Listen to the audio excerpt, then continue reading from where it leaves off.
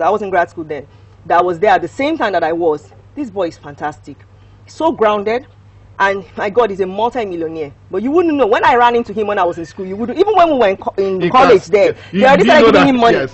And he was so grounded and so balanced. And his parents, I attribute that, sorry, not his parents, I attribute it to his mom. His mom was the one that was very strong and was on top of him and made sure that everything was balanced. Back home here. Yes. So everything was very, very balanced. So I refuse to say that it's genetic. And even when he now got into the NFL proper, and was, why did I say? Yeah, NFL proper, and was doing all that stuff, he still was able to handle his money, and he was still married to the same young girl that he was with when we were in that college. Yes, he married her, and he was he didn't go looking for the superstar. Yes, and go all over the place. He didn't mess around. He was still grounded. So it depends on how we bring them up, plus the mindset that they also have. Nature and environments. Yes, it also depends on that too. We can do it. We should stop making excuses. Okay, now I like that. I like what you have said so far. It seems to be saying to me that we shouldn't get so discouraged, that we shouldn't lose all of it. We won't let you go.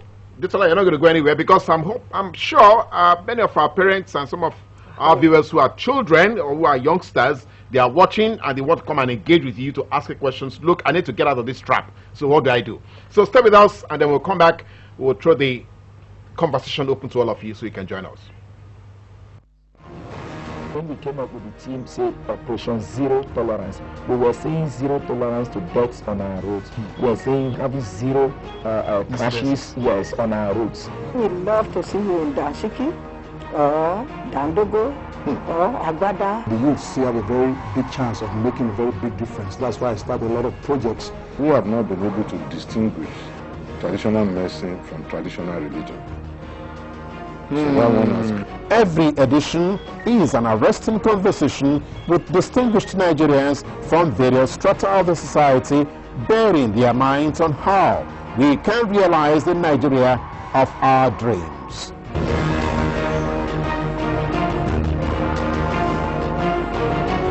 Join us live on Close Flow, Monday and Friday, every week here on NT2 Lagos Network Center. Close Flow. The conversation is about you. Thank you for staying with us. You see Close Flow, and that's all I see here. Well, just before we went on that break, she kept saying to me there is still hope. You can do it. Well, I hope we are buying into that, because this recession left many of us doubting if there is still hope on the table. But thank you all for sending your questions and comments. I'm going to take them on very quickly. But before I do that, there is something that has been bothering me. So is it STEM or STEAM? Is it, okay. Wait, no. Okay, go ahead. So is it STEM, or are we stemming the rot in our educational system, or do we need to steam up and join the rest of the world? Where exactly is our strength? Our strength is taking the core abilities that we already have and seeing the best practices that are out there in the world and adapting them to ourselves here. That's what we can do. Is it STEM or STEAMing? I'm not going to fall into that one. I'm not. Because I really know that art is very essential for society, but science is key for innovation. So I'm just going to leave it there. And then right now the whole world is saying innovate, educate to innovate, innovate to educate. I mean, all the way from America to China to India. Yes, everybody's doing that. Educate to innovate. So, yes. And we need to innovate in this environment. We do need to innovate. Innovation is key. I was saying it, and I'm going to keep saying it. Innovation, innovation, innovation. Change, change, change, change. Not the other change that we're all talking about. Transformation, okay? Moving things around. That's it. It's very key. And real quick, he said about hope. Yes. I refuse to give up hope. Because I look at a country like Singapore. Singapore had nothing. We even have natural resources. We have an educated, well, to some degree, an educated populace. And we have so much more than they did. But There's yet, a question mark on your educated population. We'll come back to I will come back to that, yes. But yet, look at how they were able to turn themselves around and see where they are now. They are world-class leaders. I'm talking everybody in the world turns and looks at what they're doing in mathematics. Everybody in the world is looking at what they've done in general in education. Yes, yes. So please, if they can do it, we can. Well, we'll come back to that Singaporean story because it is a story that's going to go anywhere because a lot of us here are not sure that we are Singaporeans. Now, quickly, Blessing from Surulere. What age is right for a child to start education or start schooling? Yes, good. Blessing, that's a good one. That's a good one, Blessing. Blessing, I'm sure you're a working mother. That's why you're asking that. Okay. All right, Blessing. Let me give this one out to you. I believe it's flexible. The answer is flexible. But I would say anywhere from 3, actually, no, we can even go less. Anywhere from 2, 3 should be okay. Datola. I know we do it younger. We do it younger. That's why I say I'm being flexible. But you see, what we call education at that younger age, we really should encourage more play at that age. Let them play. Then when they start becoming from 4 to 5, yes, that's when we now start really bringing in the concepts and start ramping things up a bit for them. So for me, I wouldn't really be so fixated on the age. Because even if you take them at 1 year old to that school or whatever, the creche, they really should be playing more than learning at that age. Because there's so much that they need to learn at that age. They need to learn about working with others. It's very, very important. There's nothing like social skills being taught to a child. If a child doesn't have social skills in time, believe me, that child is going to have issues adapting later. So they need to learn how to play with other people. They need to learn how to interact with other adults because they're going to be adults in that place. And then play. When they're playing, you see a lot of things happen while they're playing because they learn. Wait. There's something you have raised here. Are you saying that this prevalence of violence among some youngsters could have been because they lacked social skills when they were growing up? Yes, unfortunately, yes. Social skills is very key. It is. I'm not. Yeah, because our youngsters are no longer interacting. I mean, small discussion. The next thing is a slap or a knife or a gun. Emotional intelligence. Remember I mentioned that. Emotional intelligence. One of the key things that need to be taught. And you start teaching it from that young age. And how do you learn is when you're playing. You learn that you need to share. That's a social skill that's very necessary. That, you can't be selfish. You need to share. You need to learn to empathize with others. It's very key. You learn that at that age when you're playing with other people. Somebody falls down, they injure themselves. Sorry. You learn all those things. So it's very key. So instead of forcing them A, B, C, let them interact, let them play, let them start, grow as children. Yes, that's very, very important, more than anything else. Okay, Blessing, I hope you got that. So let's go on. Mike from Ikeja. The standard of education in Nigeria is so poor that some graduates cannot write an application. In your perspective, how can we improve the standard in this country? Well, you said a little bit about that. Oh, I can. I have a lot to say about that. Dude, you just rang my bell right now. There are two key things in improving that standard. And the major one is, I just said previously, you cannot give what you don't have. So I really believe in teacher training reforms in this country. Very, very big. Very, very big. And not just going for the training. Yes, and getting another certificate again. Yes, I'm talking all the way from the top, coming down. Major, major reform in teacher training. Major. Constantly, making sure that teachers are on par. They are teaching with the right strategies. They are teaching in subjects. And then even in the subject, their content is strong in what they're teaching. So all these things, if you're able to have the right teacher training reforms, believe me, we got it done. Then the other angle is the students. We just talked about that, working on their mindsets. Yes, that's very, very key. So to me, those are the two key things. I mean, environment is important too. That one is something that we'll talk about too, eventually. But once we deal with those two things, we begin to hit on the other areas too. All right, okay. Mike, I hope that is helping you to understand what we need to do. Chima from Aja, you are an advocate for educational reform. What are the basic skills a child should have in pre-nursery, nursery, and primary? Let's pull it up again, because it's there, the basic skills.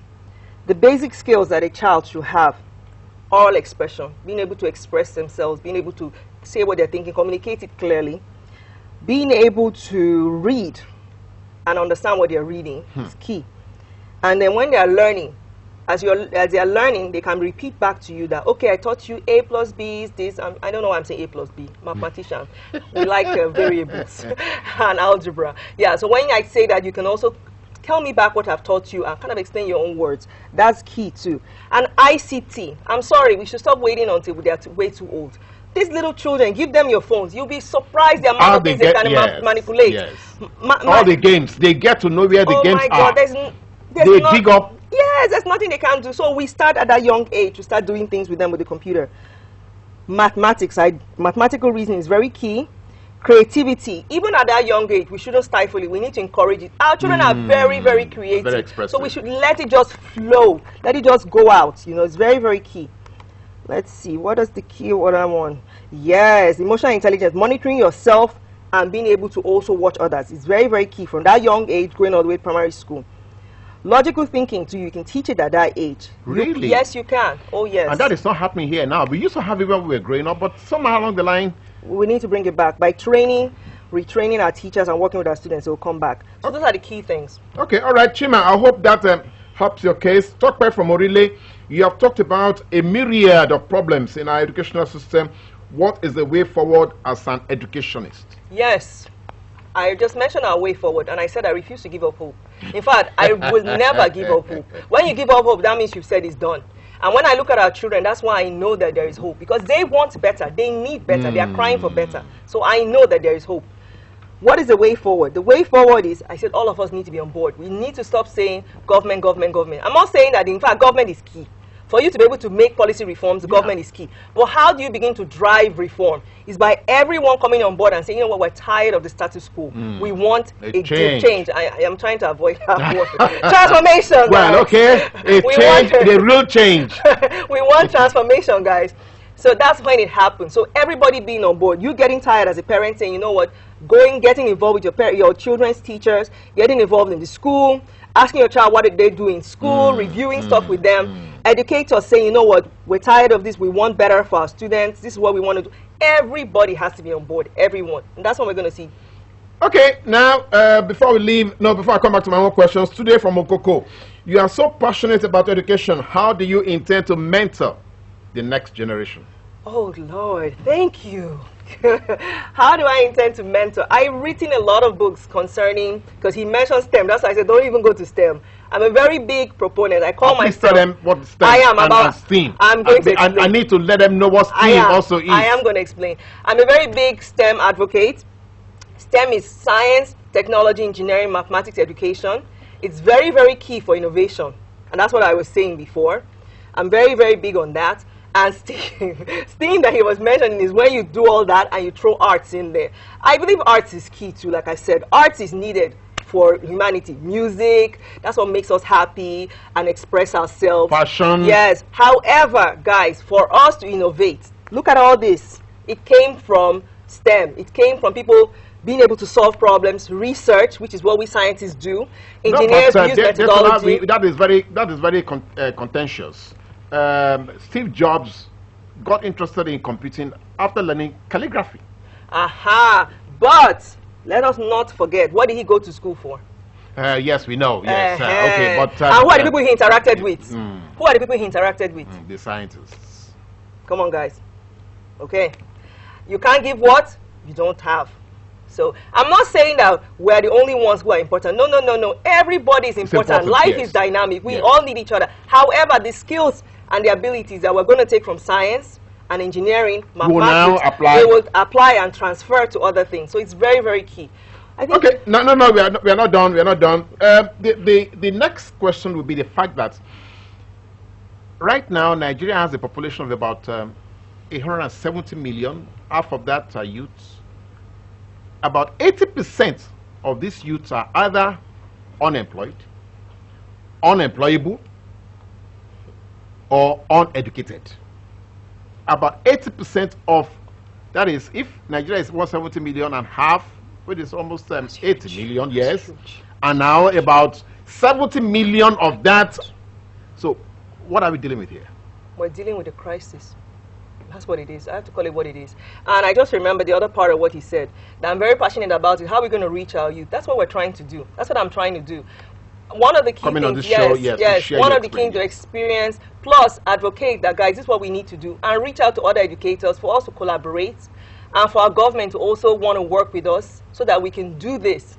Our schools to also say, you know what, we see people like you who are advocates, who want to talk to our children, who want to reach them. Come, let's design programs, let's work on things that are going to help our children to be able to see. The key thing that people are missing when I talk about STEM, they think I'm just talking about you finish this, you go ahead and go to university. Not everybody has to go to university. Like you just said about Steve Jobs. Yes. But what you will learn and how you apply it and now solve problems, that's what you're going to do. In your immediate environment. Yes, in your immediate environment. That's what is key. That's what's key. It's not that paper. That's what